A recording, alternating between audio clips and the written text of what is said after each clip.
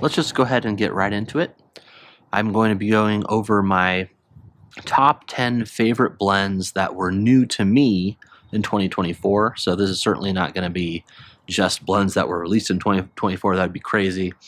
But they are all blends that I either tried for the very first time in 2024 or hadn't had in years and years and years and was unable to remember. And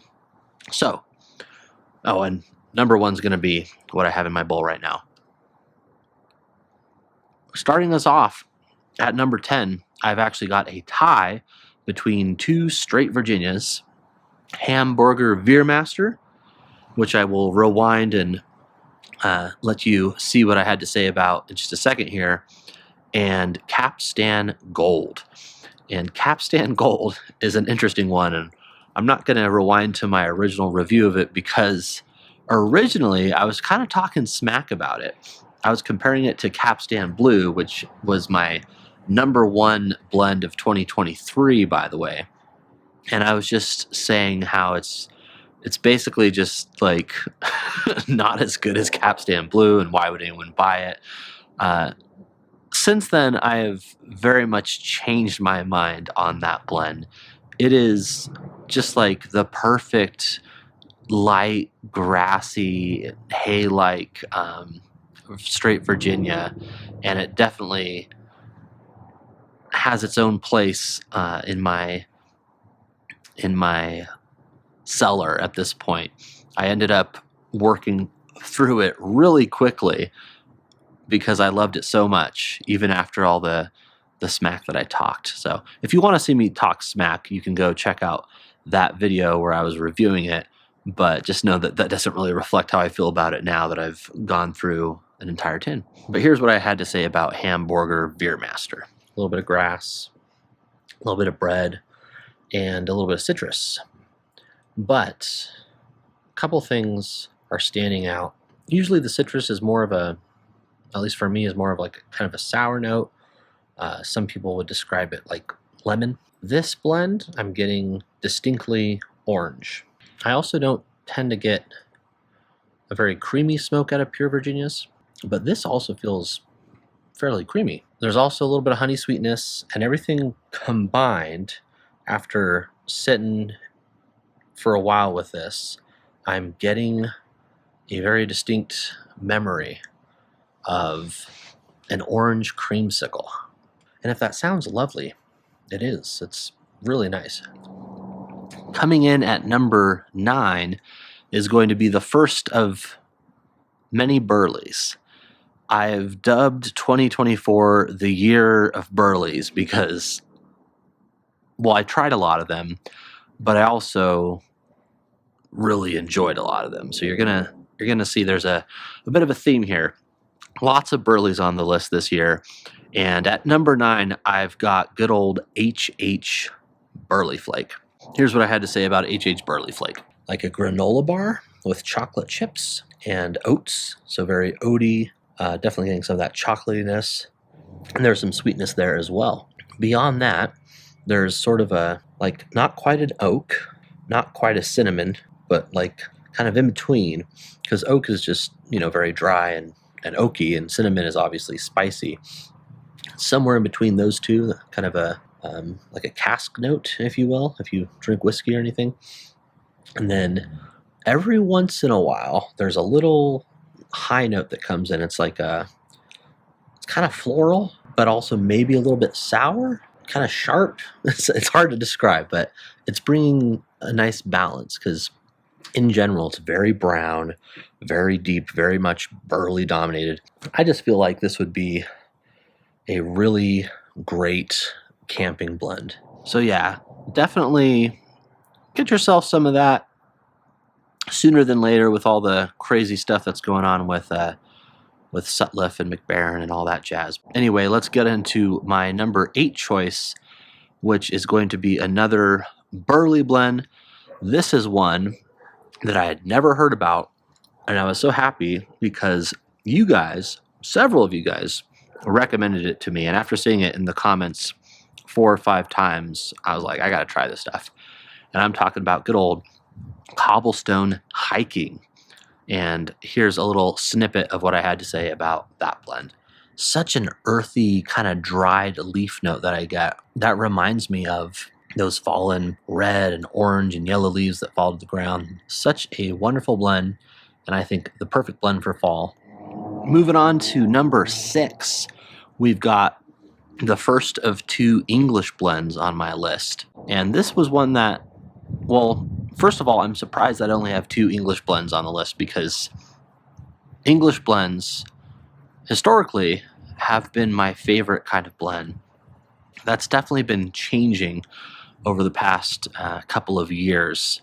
But I was surprised by this one because Seattle Pipe Club puts out just great stuff in general. But as far as English blends go, I just didn't see anything really topping plum pudding. And to be clear, I don't think this tops plum pudding, but the fact that it was still really good and unique in its own right was pretty cool and surprising to me.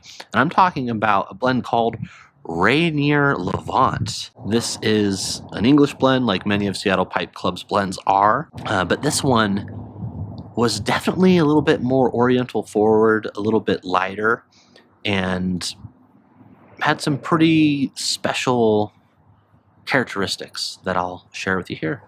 You get that nice woodsy, kind of dry dirt version of Latakia, if you will, and with that you get a nice subtle sweetness from the Virginias that I think is kind of the same level as the spiciness that you get from the Orientals. And I almost get like a cinnamon gum kind of note from that, which is interesting. But in general, the level of Latakia, I would say, is kind of a medium for me. You get some nice moments with the Orientals especially popping out and giving that spice. And then the Virginias are just like always there, providing a nice little bit of sweetness that, in this case, gives me a little bit of that gum note. And then maybe the cinnamon is sort of a combination of the spice from the Orientals and then whatever's going on with the Latakia.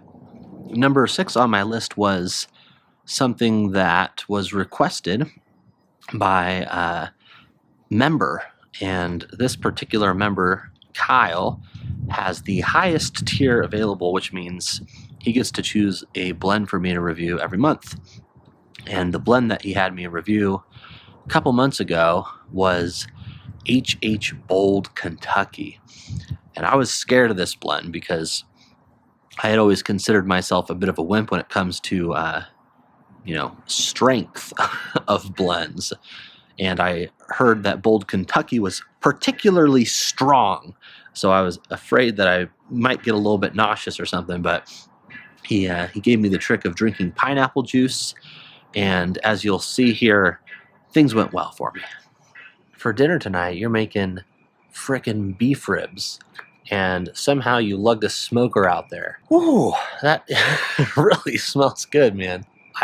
There's definitely similar notes in other Kentucky-based blends, like Old Dark Fired has a barbecue note, but I think of that as more like barbecue mushrooms, where this is straight up barbecued meat.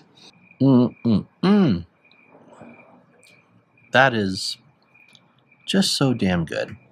As we get to the halfway point here, go ahead and drop a comment for me. Let me know what some of your favorite blends were for the year. And also, if you are enjoying a bowl with me, let me know what you're enjoying and what you're enjoying it out of. I will tell you what's in here at the end of the video because this is my number 1 blend of the year. And I'm smoking it out of something you might recognize as the Friday Savinelli. And if you don't know what that is, go ahead and Google it because you're going to go into a very pleasant rabbit hole, I think. Anyway, number 5 for 2024 is yet another blend that Kyle, my member, asked me to review. And this is one that I had tried 6 years ago. And it was so strong and I was so ill prepared that I had a bowl of it. I was at a lounge in Turlock in California, little small cow town. And I enjoyed it. I remember thinking, wow, that was different and that was yummy. And then I got in my car and I had to sit in my car for 20 minutes while I sobered up because it was so strong. Once again, I feel like I've come a long way since then. So as you will see in my notes here, I did not get nauseous. Things went rather well. And I'm talking about, I should probably mention the name of it, I'm talking about Old Joe Krantz, another wonderful Cornell and Diehl Burley blend. The balance of this blend is incredible. The notes that I got from the tin kind of get flipped on their head. I feel like the Burley is definitely more prominent when you start actually tasting it. At least for me it is. And rather than sort of this deep, kind of moist, earthy note that I usually get with Burleys, I'm getting more of a bright, drier earthiness, if that makes any sense. Definitely some mushrooms, a little bit of hay that I think is coming from that earthiness, but also the Virginias, and then also bread from the Virginias. And then I'm definitely getting a little bit of the red fruit and a little bit of this sort of fermented, funky note that I sometimes get with Virginia Preaks. But all of that is interplaying in a really nice, balanced way. I mean, in a nutshell, it's just like a really solid, balanced tobacco blend. Wonderful stuff. All right, these last four, they were tough. There's a lot of shuffling around. So just know that all four of them I thought were particularly fantastic. And I did end up landing on the order I'm about to share. Number 4 is yet again another Burley blend. And this one is a special release. And it's something that skipped a year. And I had previous versions of it and was really excited to see that it was making a comeback. I'm talking about Cornell and Diehl's 8-State Burley, a really fantastic limited release that comes out here and there. Here's what I had to say about the release for 2024. It is wonderful stuff, kind of earthy, hay, like a deeper kind of hay experience. And then I got oatmeal, I got white pepper, something sort of sharp and vinegar-like, earthy and musty. And interestingly, there's a mustiness. There's also a sweet bready note from the Virginias, which is really nice. Number 3 is going to be the only other English blend on this list. And I mentioned a version of it, the normal version of it, a little bit earlier in the video. Seattle Pipe Club's Plum Pudding Special Reserve Flake. Now, plum pudding is one of my just favorite blends in general. It's probably the first blend that I really fell in love with. And I've been enjoying that for years and years and years. But for whatever reason, I had never tried the Special Reserve or the Special Reserve Flake. So I tried the Special Reserve Flake this year, and it was fantastic. Definitely a step above the normal plum pudding. Here's what I had to say about that one. This stuff is really good. The Latakia, it's a very cool kind of white pepper smoke experience that the Latakia is giving me. You know, there's a little bit of that campfire, but it's also a sweet smoke. And yeah, it comes across as kind of white pepper, which is really interesting. I'm also getting Indian spices, perhaps from the Orientals, like cardamom, cinnamon, Indian spices. If you've ever made your own Indian food at home, when you make that blend, the sweetness is coming across in 2 different ways. There's almost like a tart cherry jam note. It's so good. it's so good, and it like cuts through the creaminess. And this thing is just so damn balanced. It's ridiculous how balanced this is. My number 2 spot is again going to go to a Cornell and Diehl blend. Another Cornell and Diehl, what has been a yearly release. And this is one that I just tried for the first time. I tried the first rendition of it last year, and it was also, I think, in my top 3. I'm talking about good old Sun Bear. And the Sun Bear releases are Virginia-based blends that are infused with honey.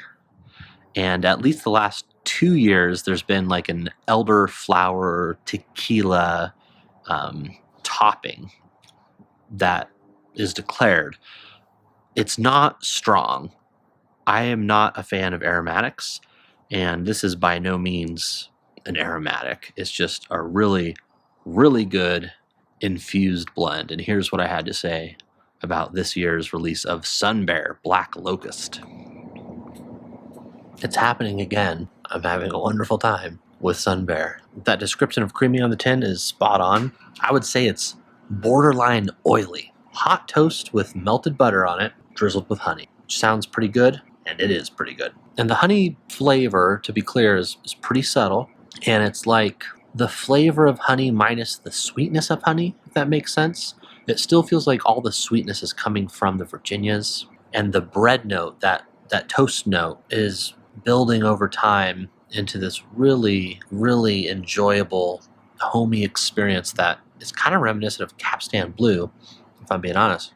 I don't know if it's the tequila, the elderflower, the Orientals, or a combination of all those things together, but there's little splashes of this really wonderful floral tea note. And the moment that I'm assuming you've been waiting for, my number 1 blend of 2024, what's in the bowl right now? Cornell and Diehl's Pegasus, finishing things off with another Burley for the year of Burleys. This stuff is just as mythical as its name. It is, I don't know, it's just a perfect Burley blend in my opinion. It smells like chocolate covered raisins and like goopy cream cheese frosting, and it's nutty, it's chocolatey, it's earthy, it's everything you want from a Burley. And it also has just like the perfect amount of strength to make you sit back in your chair and really, really feel like you're relaxing and on vacation almost. It's a fantastic experience and something I highly recommend. Also coming in from Cornell and Diehl. I'm just realizing now that I had a lot of representation from Cornell and Diehl, which is cool, I think, because sadly, after the news we had this year, and if you're new to the piping community, you might not know what's going on, but basically, we lost a big United States-based producer. So Cornell and Diehl is like the only big producer left in the States at this point. So support them. They make fantastic stuff. They make a lot of stuff too. So you're bound to find something you like that they put out. Especially if you're into Burleys. They put out fantastic Burley blends. But yeah, Pegasus. Really good stuff. Anyway, if you did get a chance to earlier, make sure to drop a comment with some of your favorite blends that you tried this year. I'd love to hear about them. That's how I get a lot of suggestions for the blends that I end up trying. And if I'm being honest, some of you guys who follow the channel will know that 2024 was a rough year for me. But hanging out and chit-chatting and enjoying a bowl with you is always, always, always an enjoyable experience. And I really appreciate all of the positive comments that I get like every day, and just the love and support that is this curious and small community of pipe smokers who congregate on YouTube of all things. So I guess I just want to say thank you. Whoever you are, wherever you are, whatever you're doing, watching this video, thank you for being a part of this. And I do hope that you have a fantastic start of 2025. I'm looking forward to trying lots of new things in 2025, and I hope you have the chance to do so as well. Thank you so much for hanging out. See you next time.